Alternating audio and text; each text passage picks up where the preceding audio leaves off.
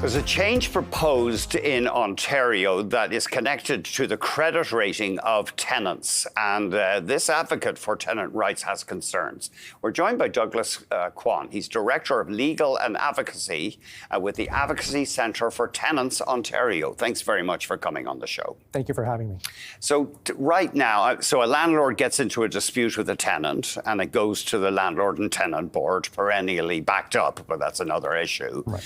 And then the landlord, he or she, has the option of sharing that information with one of the credit bureaus. That's correct. Yeah, they can file with any one of the credit reporting agencies.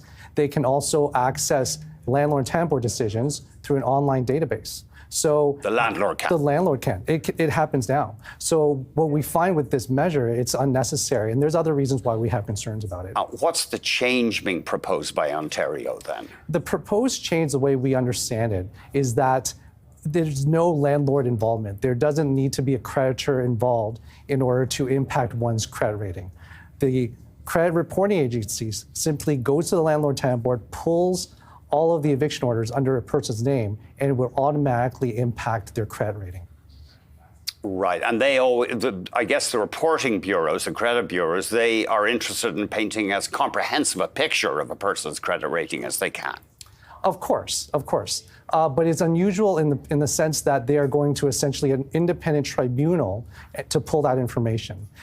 In courts, for example, in civil matters, it works the same way it does now. The creditor informs the credit reporting agency, and that's how credit ratings are impacted for the individual. Okay. But you don't see them contacting courts for unpaid debt. You don't see them going to courts for family support matters, for example, either. So the traditional way is the creditor is the one that supplies the information directly to the credit bureau. That's right. What are your concerns here? Walk us through them, please. Well, first, it's unnecessary. As I said before, there's already a means to screen tenants. There's already a means to impact those tenants who owe money to the individual landlord when the individual landlord just contacts your TransUnion or Equifax and says, this person owes me money, their credit rating needs to be adjusted.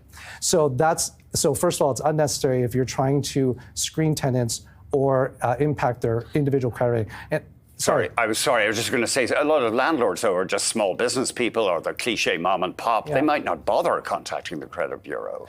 Well, I mean, from my experience, that's part of the standard request when people are applying for housing. They ask for credit rating. Mm-hmm. They do their due diligence, most landlords. My other concern is that they're placing the hands of this new measure onto the Landlord Tenant Board, which is an independent body that has had very public issues and concerns about delays and problems with the board. The province has invested millions of dollars to improve the situation there, but it hasn't really made a dent. And so adding another task onto their already a very busy workload, we're concerned that they might not be able to accomplish this new task while performing their original mandate. The other concerns is that when you get an eviction order, it might not be accurate. It might not speak to how much or your ability to pay the rent. For example, an eviction order is sent to the credit reporting agency. If it's appealed 18 months later and they're successful, that order is still in the books in that person's name. It's not changed. Another example is that many municipalities in Ontario have declared intimate partner violence as an epidemic. And what we've been seeing is that tenants have tried to, the person causing harm, the head tenant, has been trying to harass the survivor by withholding rent, by threatening their eviction. We also, in Ontario, have this system where the rent could be a phantom rent. In Ontario, if you live in a newly built building, the landlord can charge whatever they want. And so what we've been seeing is that it's been impacting on situations where the landlord is not happy with the tenant.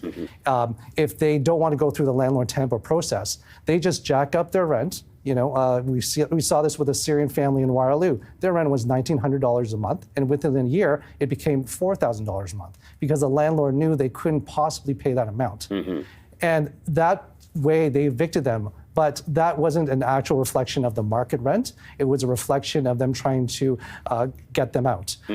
And so we have serious concerns about whether the information shared by the Landlord Tenant Board is accurate. One more example I want to offer is that the Landlord-Tenant Board has, the last 4 years, not been scheduling matters months. People have been waiting for months.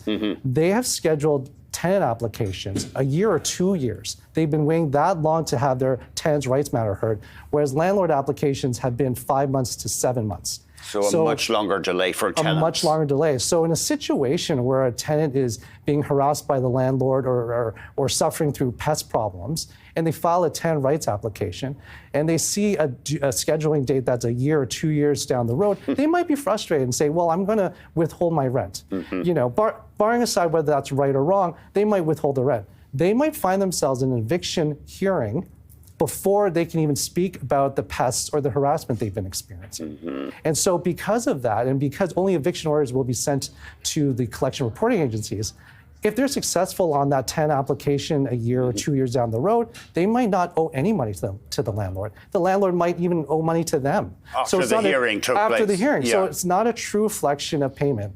And so we think that this new measure is cruel and really is not fair for tenants, and it's not a way for people who try to find stable housing.